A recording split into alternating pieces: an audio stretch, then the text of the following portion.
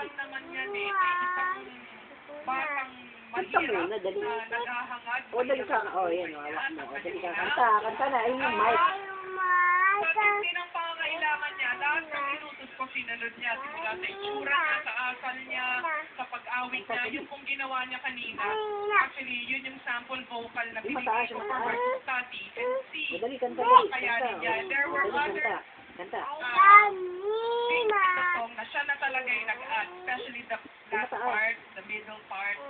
And I just want to say this point to the judges. Thank you so much for understanding where this girl is coming from. She might not be a perfect singer. I mean, I've never seen one except Virginia Vasquez.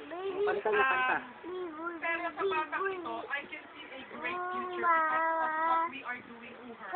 Ito pong kanyang pag-angat dahil po sa inyong lahat yan. At tatandaan po namin yan. Matalo o manalo. At maraming salamat kay Marnie. Kanta muna, tingin dito, oh. Tingin ka muna kay mama. Kanta. O, dito, kanta muna. Kanta, dali. Kanta. Mr. Homer Flores, the opera, Kanta. the production staff, and director of Protege. Everyone has been so kind.